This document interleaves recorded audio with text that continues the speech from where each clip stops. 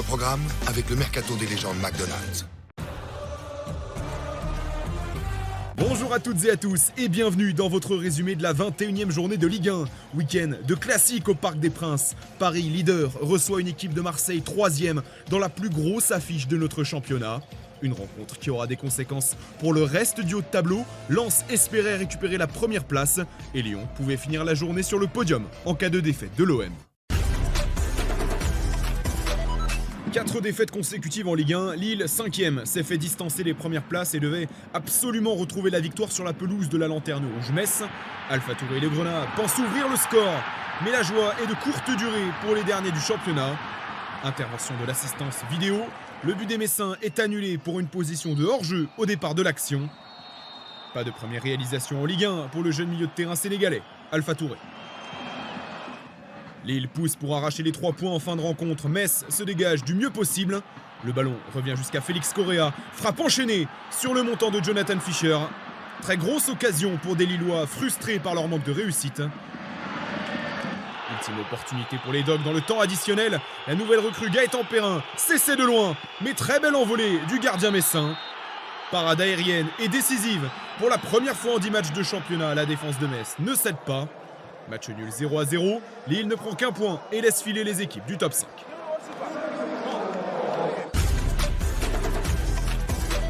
Lens, dauphin de la Ligue 1, voulait accentuer la pression sur Paris dans le classique en s'imposant face à une équipe de Rennes éliminée en coupe et sèchement battue en championnat 4-0 par Monaco. Les Bretons frappent fort d'entrée grâce à Esteban Le Paul. Très jolie combinaison avec la nouvelle recrue Arnaud Nordin de retour en Ligue 1. Et la barre des 10 buts passés en championnat pour le numéro 9 rennais. Presque 2 mois sans marquer, Le Paul inscrit sa première réalisation en 2026. Mais les Lensois ont la main mise sur le jeu dans cette première période. Aguilar vaut l'appel d'Hudson-Édouard et le serre joliment dans la course. L'attaquant remporte son duel au physique et conclut d'une frappe croisée.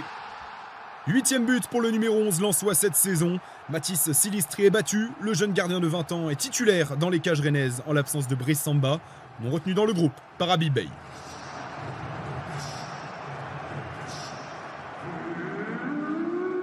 Lens domine, Lens veut renverser le match et prendre les 3 points. Le centre d'Ismaël Ogagnou arrive jusqu'à Florian Thauvin au second poteau. Personne sur lui, il vaut l'appel de Ruben Aguilar à l'opposé. Finition aérienne. Un peu d'apathie dans la défense rennaise et Lens en profite dès le retour de la pause pour prendre l'avantage dans la rencontre. 3e passe décisive pour Thauvin en Ligue 1 cette saison et 2e but pour Aguilar après celui face au Havre le week-end dernier. Pourtant, dans la foulée de son but, le latéral droit va être expulsé pour cette intervention en retard sur Moussa Tamari. 2e carton jaune et donc rouge pour Aguilar qui laisse les siens à 10. Mais au lieu de défendre son score, Lens continue d'attaquer et s'en remet à sa nouvelle recrue Saint-Maximin. Très joli contrôle sur cette relance de Risser, le numéro 9 lensois est seul face à 5 rennais et tente sa chance de loin. Magnifique numéro de soliste de Saint-Maximin pour son retour en Ligue 1. Un peu plus de 15 minutes lui suffisent pour remplir sa mission, celle d'un joueur frisson, faire lever le Stade Bollaert. Très belle passe décisive pour le gardien lensois, bien plus en réussite que son homologue rennais, pas exempt de tout reproche sur son intervention. Premier match, premier salto et premier but en Ligue 1 depuis plus de 7 ans pour Saint-Maximin. De quoi conclure en beauté cette victoire des Lensois en infériorité numérique. Les 100 et or reprennent les commandes du championnat en attendant le classique. Rennes manque l'occasion de dépasser Lille au classement.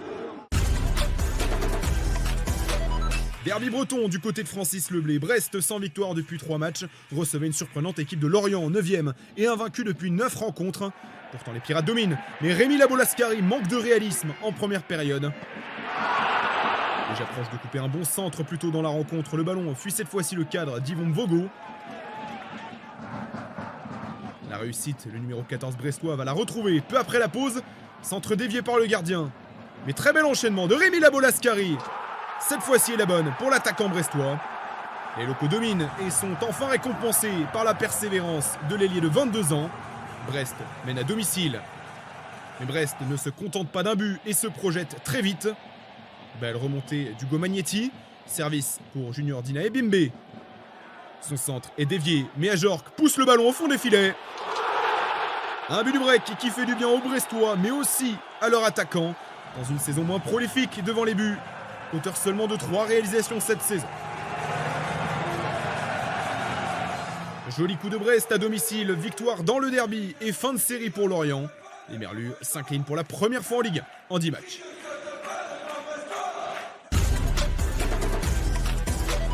Lyon est revenu à égalité de points avec Marseille, 3e, et peut espérer une défaite dans le classique de son rival olympien pour monter sur le podium.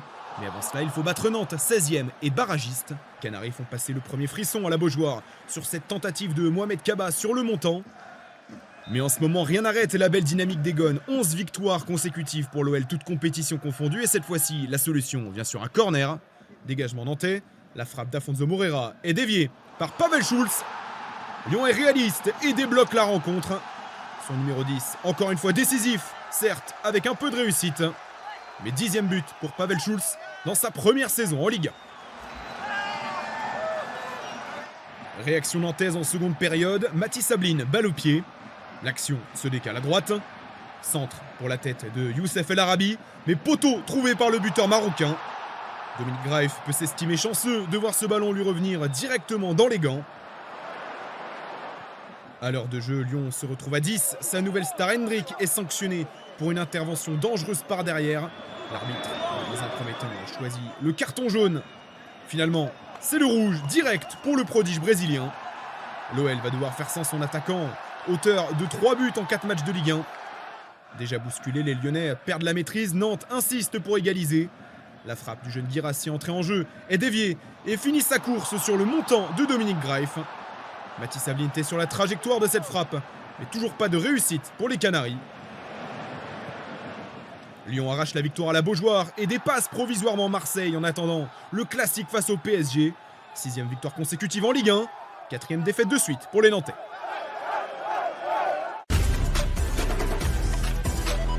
Autre derby dans cette 21e journée, celui de la Côte d'Azur. Nice 13e et Monaco 10e sont tous deux dans une saison compliquée. Gare à celui qui continuera de perdre des points. Dans la continuité de son large succès face à Rennes, le week-end dernier, l'ASM se montre le plus dangereux. La reprise de Folarin Balogun est renvoyée par la barre transversale et empêche les Monégasques de lancer les hostilités dès la 3e minute. Le club de la Principauté insiste à la demi-heure de jeu. Akliouche décide de passer par-dessus les lignes. Lamine Camara sert à nouveau son attaquant. Cette fois-ci, c'est Maxime Dupé sur la trajectoire. Monaco domine et cherche à mettre Balogun dans les meilleures dispositions sans conclusion pour le moment. Les Monégasques n'y arrivent pas, les minutes défilent et la concentration baisse. La glissade de Philippe Keun, le ballon revient dans les pieds des Niçois. Le chemin du but s'ouvre devant Sofiane Diop mais se referme instantanément. Très gros retour de la défense du Rocher, proche d'être sanctionné sévèrement sur cet aléa. Pas de but, résultat symptomatique de deux équipes qui, décidément, avancent au ralenti. Et récompense minimale, Nice et Monaco prennent chacun un point.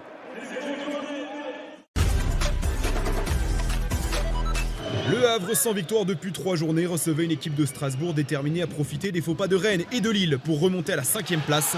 Les Normands frappent les premiers sur corner. La tête du jeune Stéphane Zagadou, 17 ans, fait chavirer le stade Océane. Seulement son 3e match en Ligue 1 et déjà le défenseur central ouvre son compteur. 29 minutes disputées et fait de jeu signalé. Le défenseur central strasbourgeois Ismaël Doucouré, dernier défenseur sur cette action, est sanctionné d'un carton rouge pour son intervention. Les Alsaciens vont devoir jouer 1h10. De quoi les piquer dans leur orgueil. Réaction 6 minutes plus tard. Ballon sorti par la défense, mais reprise sans contrôle de Martial Godot. Très beau geste du numéro 20 strasbourgeois. Déjà son 6e but en championnat. Le RCSA ne coule pas et revient rapidement dans le match. Mais les Ciels et Marines ont les armes pour faire mal en supériorité numérique, notamment de la tête. Énorme parade de Mike Penders sur cette reprise de Issa Soumaré. Le Belge est décisif sur cette action. Mais à force de plier, la défense alsacienne va finir par de nouveau craquer. Issa Soumaré est trouvé dos à la défense, jeu en pivot et finition petit filet. Très bel enchaînement, d'abord avec son corps, puis avec son pied droit pour offrir le but du 2-1 au Havre. En fin de match, Strasbourg a l'occasion d'égaliser. Valentine Barco joue par-dessus la défense. Mais Sébastien Nanasi ne parvient pas à toucher ce ballon. Le score en restera là. Grosse opération du Havre dans la course au maintien. Les Normands sont désormais 13e. Nouveau coup d'arrêt pour Strasbourg, toujours 7e de Ligue 1. Les premiers pas du nouvel attaquant parisien Ciro Immobile à l'occasion de ce Auxerre Paris FC. Match très important en bas de classement. Les Franciliens en orange portent la première offensive. La frappe d'Ilan Kebal est difficilement captée par Donovan Léon qui peine à se saisir du ballon. Le PFC en quête d'un succès pour prendre un peu d'air sur la zone de relégation. Au retour des vestiaires, l'offensive est cette fois-ci auxerroise. Lassine Sinayoko est trouvé entre les lignes, crochette, mais sa frappe est détournée par Kevin Trapp. Le Malien n'a plus marqué en Ligue 1 depuis décembre 2025. Il reste un peu plus de 20 minutes dans la rencontre, toujours pas de but. Le Paris FC tente d'accélérer et de rapidement se projeter. Coup d'œil de Ciro Immobile passe entre les jambes pour servir Jonathan Iconé. Mais bonne sortie de Donovan Léon dans les pieds. La justesse dans la passe du buteur italien proche de délivrer sa première passe décisive en Ligue 1. Dernier frisson dans le temps additionnel, Lassine Sinayoko est proche de délivrer la baie des Champs, mais sa tête passe au-dessus du cadre parisien. Christophe Pélissier y a cru jusqu'au bout, mais Auxerre et le Paris FC se séparent sur un score nul et vierge. 0-0, les deux équipes sont 15e et 16e du championnat.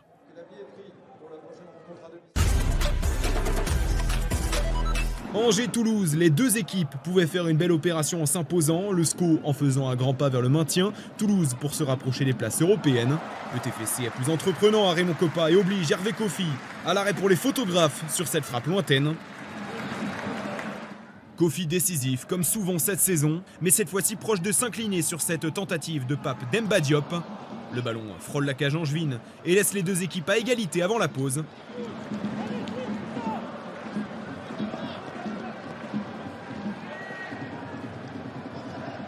Le SCO se réveille en seconde période. Lilian Raolissoa déboule sur son côté droit et trouve Koyalipou dans la surface. Énorme parade sur sa ligne de Guillaume Rest. La tentative ensuite de Beldim s'envole dans les travées du stade. Un beau mouvement collectif angevin annihilé seulement par une parade réflexe du gardien toulousain. Il faut attendre la fin du temps réglementaire pour voir le dénouement de ce match et de quelle manière. Contre-attaque éclair d'Angers, le métronome Van den Bomen lance idéalement Lilian Raolissoa en profondeur. Vitesse de pointe impressionnante et délice de lob à plus de 30 mètres. Cerise sur le gâteau, barre en 30. Inspiration géniale du jeune angevin de naissance qui disputait ce soir-là son 101e match sous le maillot du SCO. Raymond Kopa exulte, savoure ce but dans les dernières minutes. Angers grimpe à la 9e place du classement et n'est plus qu'à 2 points de l'Europe. Toulouse reste 8e avec un point d'avance.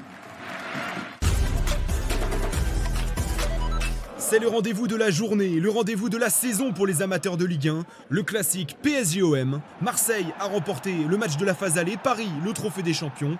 Le centre au Parc des Princes, mais rapidement au fond des filets marseillais. 11 minutes suffisent aux champions de France pour perforer la défense olympienne. À la conclusion, Ousmane Dembélé pour son 50e but sous les couleurs du PSG a souligné le gros travail de Nuno Mendes sur son côté gauche. Paris maîtrise, Paris déroule devant son public. Balerdi manque son intervention face à la superstar parisienne. Le numéro 10 lui fait perdre la tête, l'Argentin est dans le vent. Puis c'est au tour de Medina de voir passer la tempête Dembélé. Action, réalisation, finition, à la hauteur du talent du Ballon d'Or français.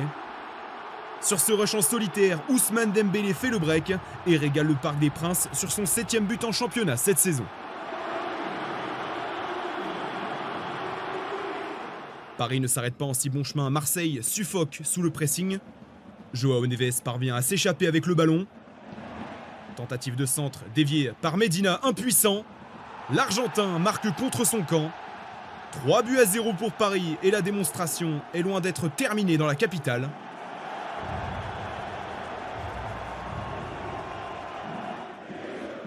Mauvaise passe de Pierre-Emile Højbjerg, départ de la fusée Nuno Mendes. Balerdi se manque sur la passe du Portugais. Barcola transmet pour Dembélé qui lève ce ballon à l'opposé. Pour la reprise de Kvaratskhelia. 2 RBM Marseille sont sonnés. 4e but encaissé par les Olympiens. L'OM est impuissant face au rouleau compresseur parisien. Très belle finition, encore une fois, l'équilibre est parfait sur cette reprise de volée du Géorgien. Le festival offensif n'est pas terminé. Le PSG et Seny Mayulu ont de la place, beaucoup trop de liberté. Le Titi parisien s'en remet à Kangin Lee. Crochet du gauche du sud-coréen, puis frappe puissante, premier poteau. Pour la 5e fois de la soirée, Jeffrey Delange, préféré à Geronimo Rulli, est battu. Paris en inscrit 5 et aurait pu s'imposer avec un écart encore plus large. 4 montants touchés par les Parisiens dans la rencontre. Pour la première fois en 112 classiques, toutes compétitions confondues, Paris s'impose de 5 buts face à l'OM. Seulement 16 buts, dont près d'un tiers au Parc des Princes dans cette 21e journée de Ligue 1. 3 scores nuls et vierges et un seul succès à l'extérieur, celui de l'Olympique lyonnais à la Beaujoire. Grâce à sa victoire dans le classique, Paris reste donc leader du championnat, mais Lens ne lâche pas le rythme avec son succès face à Rennes et n'est qu'à 2 points. Lyon s'empare de la 3e place au détriment de Marseille. Angers fait son retour dans le top 10. Dans la deuxième partie de tableau, grâce à son nul face au Paris FC, Auxerre et barragiste, Nantes descend relégable à la différence de but. Au programme de la 22e journée, Paris ouvre le bal au Roison Park face à Rennes vendredi. Marseille doit relever la tête à domicile face à Strasbourg le lendemain. Enfin, dimanche, Lyon clôture le week-end par sa réception de l'OGC Nice.